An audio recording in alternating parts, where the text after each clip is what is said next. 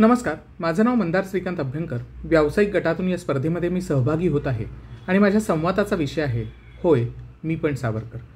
सुरुवातीला जेव्हा हा विषय मी घेतला तेव्हा मनात एक धाकधूक होती, कारण सावरकर, त्यांचं कार्य, त्यांचं देशप्रेम, त्याग, राजकीय, सामाजिक, सांस्कृतिक क्षेत्रातलं त्यांचं योगदान याबद्दल आपण ऐकलेलं असतं, वाचलेलं असतं. सावरकर प्रेमी म्हणून आपली त्यावर मतं असतात आणि त्यामुळे साहजिकच या योगदानासाठी त्यांना भारतरत्न द्यावं का, किंवा ते स्वातंत्र्यवीर होते का माफीवीर, तो माफीचा अर्ज होता का ती ॲम्निस्टी पिटिशन होती, किंवा सामाजिक हिंदू संघटक म्हणून त्यांनी जे काम केलं ते सामाजिक होतं का ती एक राजकीय चाल होती. या आणि अशा विविध विषयांवर चर्चासत्र झडत असतात, मतमतांतरं होत असतात आणि सावरकर प्रेमी म्हणून आपण ही शब्दांचे बुडबुडे त्याच्यामध्ये सोडत असतो आणि ते फार सोपं असतं. पण तुम्ही आणि मी ज्याचं उग्र दैवत सावरकर आहेत स्वतः, ते सावरकरच आपल्याला म्हणतात की अरे पुरे झाले महिमा मंडन, तू काय करतोयस, तुम्ही काय करताय, असं ते नच करतात आणि एकदम आपण झोपेतून खडबडून जागे झाल्यासारखं होतं. आणि या माझ्या दैवतानं, या माझ्या उग्र दैवतानं मला विचारलेला हा जो प्रश्न आहे त्या प्रश्नाचं उत्तर शोधण्यासाठी केलेला हा संवाद म्हणजे होय मी पण सावरकर. हे मातृभू तुझला मनवाही येले, वक्तृत्व वाक विभव हे तुझं अर्पी गेले, ते तूची अर्पिली नवी कविता रसाला, लेखाप्रती विषय तूची अनन्य जाहला. ही सावरकरांचीच कविता म्हणजे त्यांच्या समग्र जीवनाचं सार आहे असं म्हटलं तर फारसं वावगं ठरणार नाही. मारिता मारिता मरे तो झुंजेन असं म्हणून वयाच्या 15व्या-16व्या वर्षी स्वातंत्र्य समरामध्ये उडी घेण्याची प्रतिज्ञा करणारा बालविनायक असेल. 1857चं बंड हे शिपायांचं बंड नसून ते स्वातंत्र्य समर आहे असं म्हणून तरुणांना आणि क्रांतिकारकांना प्रेरणा देणारा तरुण लेखक असेल. तत्कालीन पुढारी अर्जविनंत्याचं राजकारण करून वसाहतीचं स्वराज्य मागत असताना पूर्ण स्वराज्याची मागणी करणारा तरुण राजकीय कार्यकर्ता असेल. किंवा तुम्ही आम्ही सकल हिंदू बंधू बंधू तो महादेवजी पिता आपुला चला त्याला बंधू असं म्हणून जातीपातीच्या वर उठून एक हिंदू म्हणून, समाज म्हणून आपण एकत्र येऊया अशी आर्त हाक देणारा हिंदू संघटक असेल.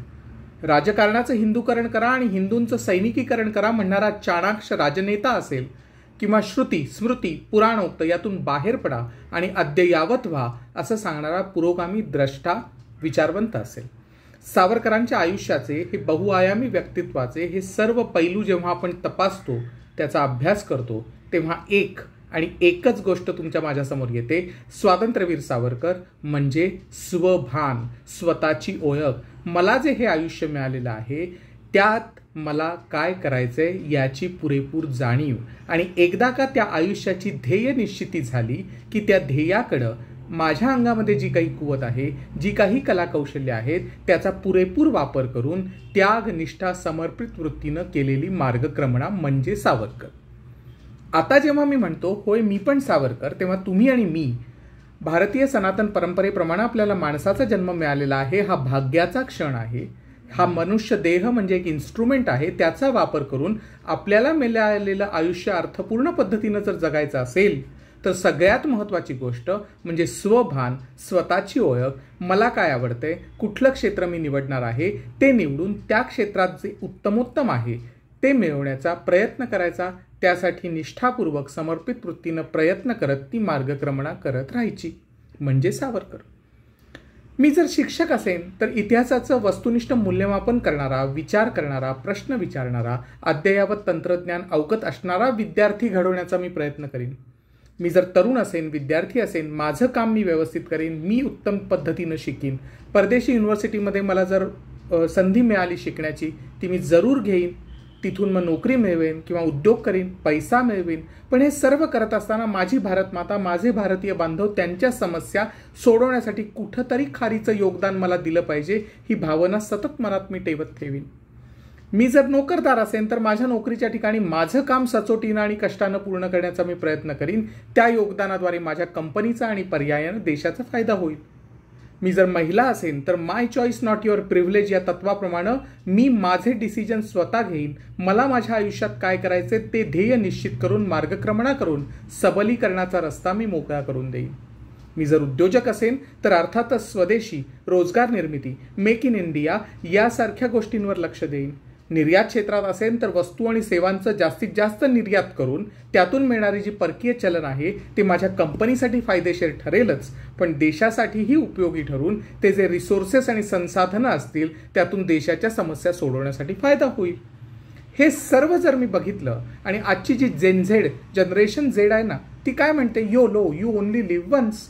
मग जर एकच आयुष्य असेल आणि ते जर उत्तम पद्धतीने अर्थपूर्ण जगायचं असेल तर you have to live it to the fullest. You have to enjoy this journey. त्यासाठी एकच गरजेचं आहे, तुमचं ध्येय निश्चित करा, स्वतःला ओळखा आणि त्या ध्येयाच्या पर्यंत जाण्याची मार्गक्रमणा निष्ठेनं, प्रयत्नपूर्वक, समर्पित वृत्तीनं चालू ठेवा. हे करणं म्हणजेच YOLO, मी पण सावरकर. होय, मी पण सावरकर. मग आता इतकं जर हे सोपं असेल तर मग सगळेच सावरकर का नाही होतो? तर त्याचं उत्तर ना फार गमतीशीर आहे. तुम्ही आणि मी, माणूस, याला काय म्हणतात बायोलॉजीमध्ये? विचार करणारा प्राणी, म्हणजे होमो सॅपियन सॅपियन. आता ही जी विचार करण्याची आपली क्षमता आहे ना, तुम्ही स्वतःमध्ये डोकावा, आजूबाजूला समाजामध्ये बघा, त्याच्यावर भावना नावाची गोष्ट आरूढ होते आणि मग त्या भावना आणि विचारांच्या कोलाहलामध्ये बरेचदा आपल्याला ज्या गोष्टी करायच्या नसतात त्या करून आपण मोकळ्या होतो. मग ना इंस्टाग्रामवर मला लाईक्सच मिळत नाही आहेत. माझ्या आजूबाजूचे जे आहेत ना ते फेसबुकवर परफेक्ट हॉलिडे पिक्चर्स पोस्ट करतायत. मी मात्र इथं घर ते ऑफिस, ऑफिस ते घर, ट्रॅफिकमध्येच अडकलेलो आहोत. कॉलेजमध्ये ना तो हँडसम मुलगा आहे, ती सुंदर मुलगी आहे, सगळे त्यांच्याकडेच जात आहेत, मी कुठंतरी दुर्लक्षित होतोय. मी आता ना इन्व्हेस्टमेंट चालू केली आहे, पण चायनीज मार्केट ओव्हर व्हॅल्यूड वाटत नाही आहे. बिटकॉईनची रॅली मिस झाली का हो? टेस्ला घ्यायला पाहिजे होता. USAI मधले स्टॉक घेऊ का? म्हणजे प्रत्येक ठिकाणी काहीतरी हातातनं सुटतंय, मला ते गवसत नाही आहे, काहीतरी राहतंय. ही सतत एक भावना आपल्या मनामध्ये असते आणि त्या भावनेतून विचार करण्याची आपली क्षमता ही थोडीशी कमी होते आणि आपण एक निर्णय घेऊन बसतो. इन्स्टंट ग्रॅटिफिकेशनसाठी तो निर्णय असतो आणि मग आपण बनतो FOMO sapien, fear of missing out.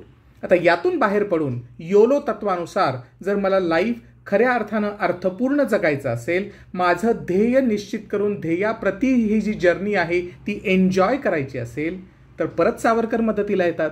ते म्हणतात उपयुक्ततावाद, व्यवहारवाद, म्हणजे वन नाईट वंडर न होता life is a marathon not a sprint असं म्हणत ती जर आपण एन्जॉय करत गेलो तर त्यासाठी आपण प्रयत्न केले. विचार आणि भावना यांच्या संघर्षामध्ये आपण स्वतःला विचारलं की मला इन्स्टंट ग्रॅटिफिकेशन पाहिजे का डेफर्ड ग्रॅटिफिकेशन पाहिजे, त्यानुसार निर्णय घेतले तर आपण फोमो सॅपियनचे बनू JOMO sapien, joy of missing out, and you actually live life to the fullest. ते तुम्ही एन्जॉय कराल आणि खऱ्या अर्थानं आपण म्हणू शकू की होय, मी पण सावरकर.